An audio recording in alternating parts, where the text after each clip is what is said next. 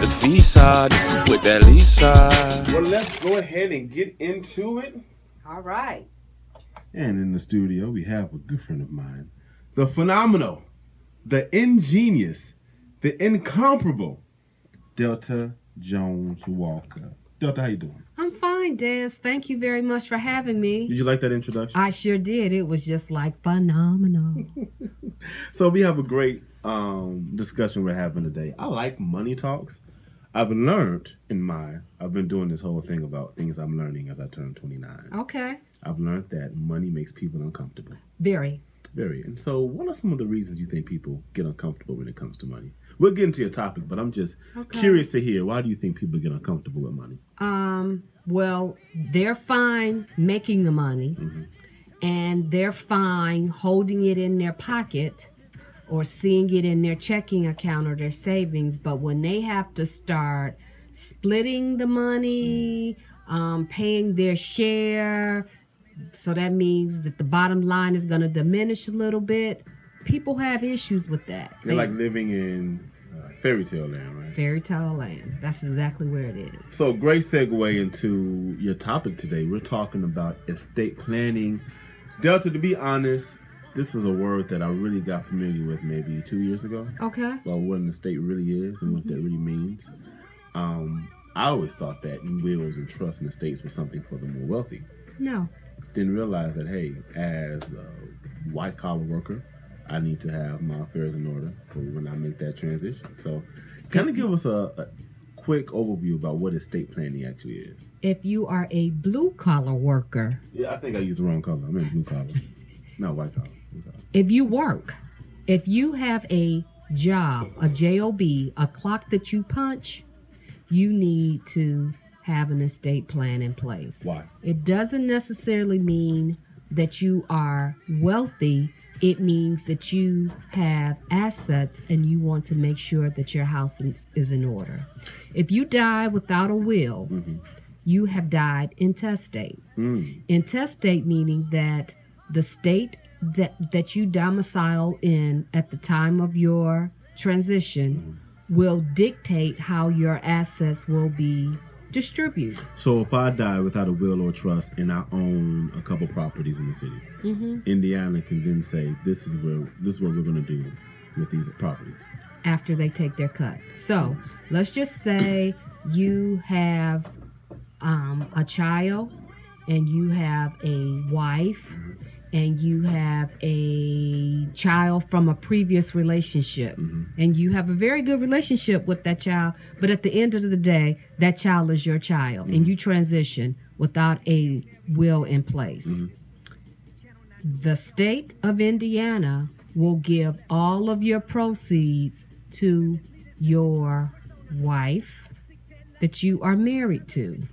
And as a result, your kid are going to have to come in and say, I own a fair share of this as well because I am the child of Des. Now, we've seen this with a lot of celebrities. Yes. I don't want to misquote, but there are a few out there I remember that they didn't have these things in order, so there was a big battle, right? Prince. Yeah, okay, thank you. And it keeps going back and forth because a lot of people say that Prince did have it in place.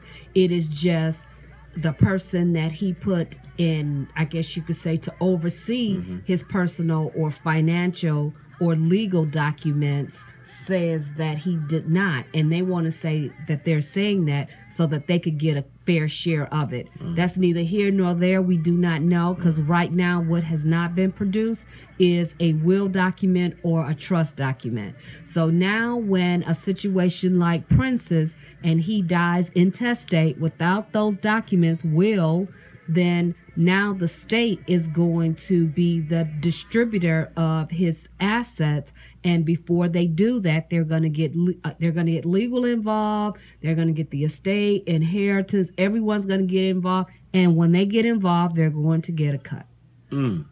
So his money, well, not just his money, but all of the things he owns, property, etc. So many hands are going to get into that pot. Right. So you have a newfound family called the inheritance, I guess you could say, arm, the attorneys, the CPAs, everyone that works for the state that you transitioned in. Gotcha. When you die intestate, they're going to help your families distribute this, but in them helping, they're going to get their piece too, because they're working. I didn't know that. Well, I knew that, but it's so refreshing to hear that. So you're saying that before we even hit a certain age, like how quickly, how soon should we look into getting our estate set up? How old are you? You Cool. don't have to tell me. You work. Yeah. You need to start setting it up. And you need to review it once a year at bare minimum. Okay. If you're doing a lot of activities and you're out here and you're making deals, you know, we're fast people. So while it's on your mind, you need to do it. And so now I spoke earlier and I said you need to make yourself a financial calendar. Right. On that financial calendar, things that you normally pay on a quarterly basis or things that you do once every 6 months, note it on the calendar so you can remind yourself to take care of that transaction. Same thing happens if you are a mover and shaker out here in corporate America or in the building your empire. My recommendation would be for you to have a quarterly review at bare minimum with your financial advisor so you can make sure that everything is intact, and then your financial advisor will state, okay, now we need to sit down with the estate planning attorney to revise some things if it warrants that. Why do you think, you know, especially, I have to speak from where I am. Why do you Okay. think that in the urban or heavily influenced African American community that estate planning isn't really talked about that much? Because that is just like stocks and bonds. Those are discussions that we never had around our kitchen table. So when you are not accustomed to certain types of conversation, as a result, you have a tendency to steer away from them. And that's really all it is. I mean, because once I have clients today, when they realize the importance and how easy and how simple it was to put things in place if something were to happen and they were not around or they were not able to talk for a period of time, how their business will still be taken care of. They're like, I don't even know what, Delta, do you know I have a cousin that was in Chicago that owned 5 or 6 real estate pieces and died, and we don't know who got that, but we didn't get it, and blah, blah, blah. It's because of not planning, not doing proper planning.